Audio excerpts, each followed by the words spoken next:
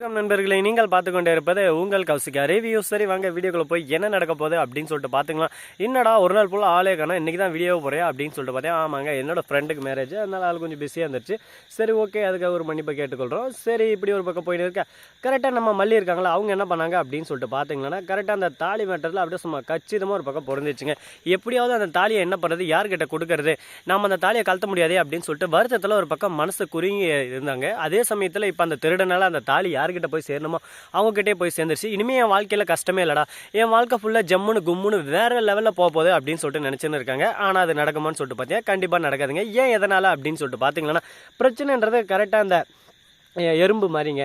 எந்த பொந்துக்குள்ளே நம்ம எட்டுன்னு போயிட்டு கேட்க வச்சாலும் அதை தேடின்னு அப்படியே சும்மா சர்ன்னு வந்துடும். எங்கேனா இங்கே அழகாக தேடி வந்து மொத்தத்தையே காலி பண்ணிட்டு போயிடும். அந்த மாதிரி தான் பிரச்சனையும். நீ எங்கேனா போய் என்ன வேலைன்னா பண்ணுங்க பார்க்கலாம். அந்த பிரச்சனை உங்களை தேடி வரணும்னு இருந்தால் கண்டிப்பாக வந்துடும். கடைசியில் அந்த பிரச்சனை ஒரே அடியாக நம்மளை வித்த காட்டி விட்டு போயிடும்.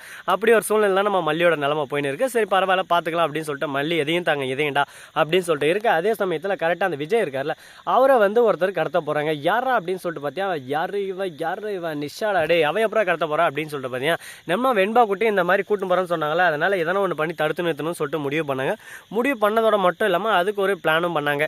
அந்த பிளானில் தோல்வி அடைஞ்ச வருத்தத்தில் கோயிலுக்கு போகிறாங்க. கோயிலில் ஒரு சாமியார் மீட் பண்ணுறாங்க. அந்த சாமியார் இருந்துன்னு, எப்பா தம்பி, உன் பேர் விஜய் தானே, உனக்கு ஒரு பொண்ணு வெண்பா இருக்கார் தானே, உன் மனைவி பேர் மல்லி தானேப்பா அப்படின்னு சொல்லிட்டு சொல்ல, என்ன சாமி புட்டு வைக்கிறீங்க, நீ உயிரோடு இருக்கிற மாதிரி தலையை கழுத்தி போட்டா சரியா அப்படின்னு சொல்லிட்டு கேட்க, என்ன சாமி இப்படி சொல்கிறீங்க அப்படின்னு சொல்லிட்டு கேட்ட உடனே ஷாக் ஆகி போய் வாய் மேலே கை வச்சு நின்று இருக்காரு. அதே சமயத்தில் உடனே அந்த சாமியார் சொன்னதால கேட்டு, இதை பாருப்பா நான் சொல்கிறத மட்டும் பண்ணு, உன் வாழ்க்கையில் ஜம்முன்னு கும்முன்னு அப்படியே சும்மா உன் பொண்ணை பார்த்துற மாதிரி ஒரு தங்கமான குத்துவிளக்கு வந்து கிடைப்பா அப்படின்னு சொல்லிட்டு சொல்கிறாங்க. சரி சாமி சொல்லிட்டாரு. ஓகே சாமி சொல்லுங்கள் சாமி யார் சாமி அப்படின்னு சொல்லிட்டு, என்ன பண்ணணும் சாமி, நான் என்ன பண்ணுன்னு மட்டும் சொல்லுங்கள் பார்க்கலாம் அப்படின்னு சொல்லிட்டு கேட்க, உடனே பார்க்கணுமே என்ன சொல்கிறாங்க அப்படின்னு சொல்லிட்டு பார்த்தீங்களன்னா, இந்த நெருப்பு எதுக்குன்னு சொல்லிட்டு பார்த்தீங்கன்னா, இன்றைக்கி சிக்கன் வறுவல், அதை தந்தூரி எங்கள் அண்ணன் தான் எல்லாத்தையும் ரெடி பண்ணிகிட்டு இருக்கான். இப்போ சும்மா கண்ணை ஊற வச்சுட்டு இருக்கேன். இன்னும் கொஞ்சம் நேரத்துக்கு அப்படியே சும்மா வச்சு வெளுத்து வாங்க போகிறோம். நீங்கள் நெருப்பு பற்றினதில் அதில் வச்சு அப்படியே சும்மா ஒரு பக்கம் செஞ்சு விட்ற போகிறோம். வேறு லெவலில் இருக்க போது யார் யாருக்கு வேணுன்றீங்களா கமெண்ட் செக்ஷன் சொல்லிவிடுங்க.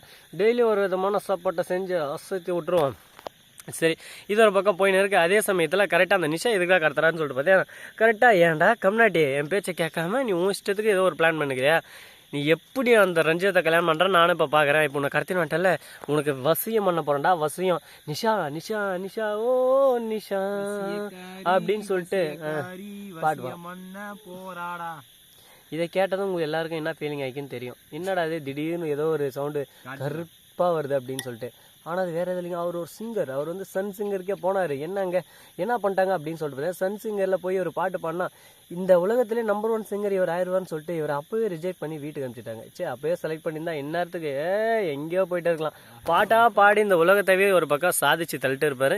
ஏன்னா இந்த உலகத்தில் கேட்கறதுக்கு தான் யாரும் இருந்துக்க மாட்டாங்க. அது அவங்க பிரச்சனை, நாம என்ன பண்ண முடியும் சொல்லுங்கள் பார்க்கலாம்.